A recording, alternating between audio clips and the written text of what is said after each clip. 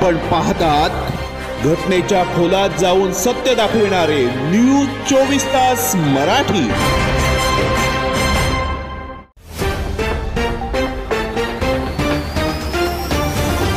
कुंडलिका नदीला पूर, संपूर्ण रोहा तालुका जलमय। पूररेषेतील बांधकामांमुळे पुराचा फटका।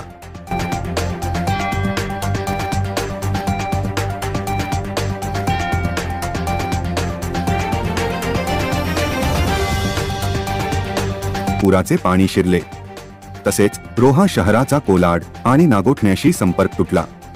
रोहा तालुक्यात गेल्या आठवडाभर दमदार मुसळधार पाऊस झाल्याने रोहा शहरातील कुंडलिका नदीने बुधवारी रात्री धोक्याची पातळी ओलांडली।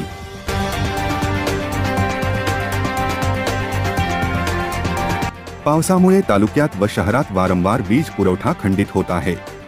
बुधवारी रात्री तुफान कोसळणाऱ्या मुसळधार पावसाचा शहराला तसेच ग्रामीण भागाला देखील तडाखा बसला।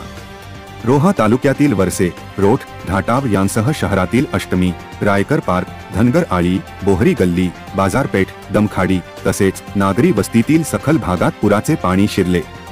मुख्य रस्त्यावर विशेषतः रोहा कोलाड रोड, सावरकर रोड, रोहा नागोठणे रस्त्यावरून पाणी वाहत असल्याने सुरक्षिततेच्या दृष्टीने हे रस्ते वाहतुकीसाठी बंद ठेवण्यात आले।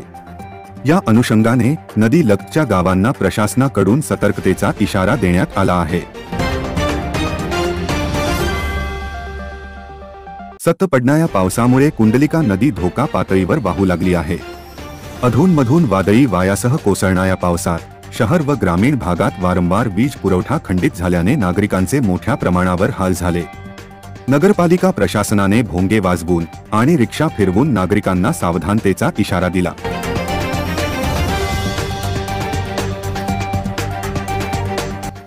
रोहा कोलाड रस्ता पाण्याखाली गेल्याने तसेच रोठ आणि वरसे गावात पुराचे पाणी शिरल्याने कुंडलिका नदीच्या पूररेषेत विकासकांनी केलेली बांधकामे आणि मोठे भराव याविषयी नागरिकांनी तीव्र संताप व्यक्त केला।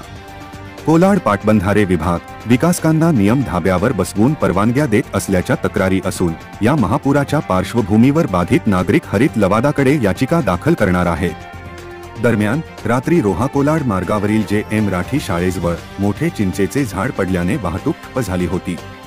सुदैवाने झाड पडताना रस्त्यावर कुठलेही वाहन नसल्याने मोठी दुर्घटना टळली। रस्त्यावरील अडथळा दूर करण्यासाठी पोलिसांनी सार्वजनिक बांधकाम विभाग व तहसील प्रशासन यांच्या सहकार्याने रस्त्यावरील पडलेले झाड हटविले।